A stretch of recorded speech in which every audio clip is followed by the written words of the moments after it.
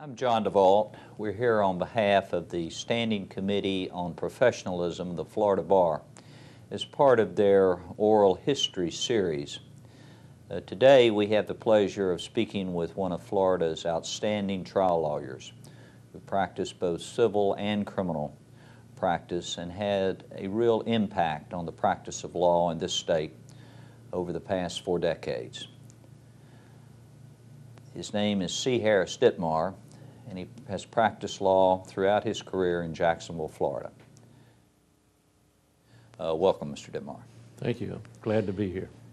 Could you tell us a little bit about your early background and your education before entering the practice of law? Well, I was raised in Gainesville, Florida. My family having moved there in 1926. Nice town to come up in, small community. I went to high school there and graduated from high school at Gainesville High School.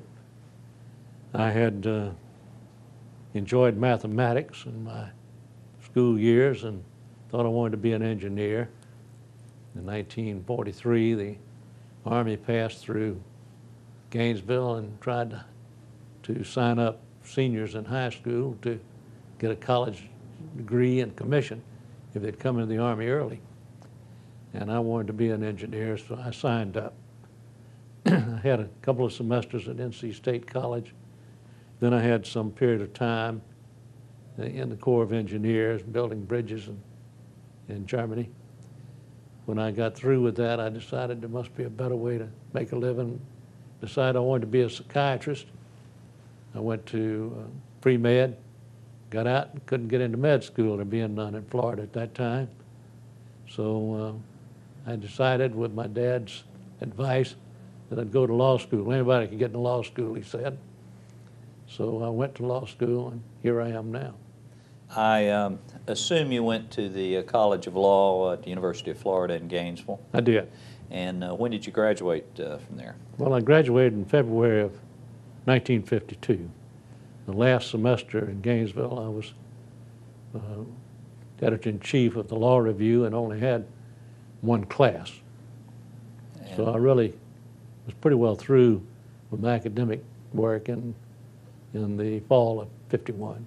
And what did you do upon graduation?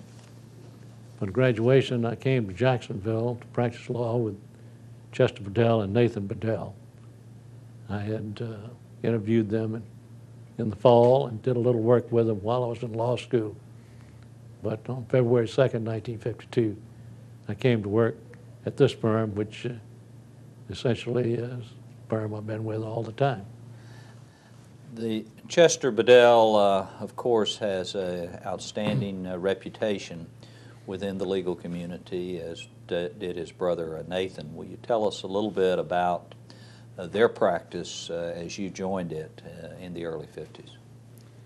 Well, at that time they had, for a period of years, I'd say 4 or 5 years, determined that they would no longer do anything except litigation. Their father had started to practice before them, and he had a rather general practice, but was also a great trial lawyer. So they were, at that time, doing only litigation, state and federal courts. I came in as the third member of the firm. Most of the business came from other firms. We had no retainer clients. Everybody that we served had a problem that their regular lawyer brought us to handle. And then in 1953, Chester Bedell began handling some criminal cases, mostly white-collar crimes, and I worked with him on those. Now, you mentioned that you have continued with the same firm over these, I guess, 4 decades plus since you began to practice. Has the firm continued doing the same type of work, or did it change over the years? It's continued doing basically the same type of work. It handles cases in state and federal courts, trial courts, and appellate courts, and both civil and criminal. Who were some of your early mentors in the practice other than the Bedell brothers? Well, I guess one fellow that had a lot to do with my going into the type of work I did was Clarence Teasell, who was professor at the University of Florida, much loved and much feared. But he was a man who had had an ample trial experience, and he awakened in me a desire to try to see if I could do that kind of work. I must say I'd never had any real knowledge about what lawyers did when I went in law school. I had none in my family, but I decided he must be a real lawyer. And he was responsible, I think, for my getting an interest in that kind of work. Chester Bedell was my real mentor.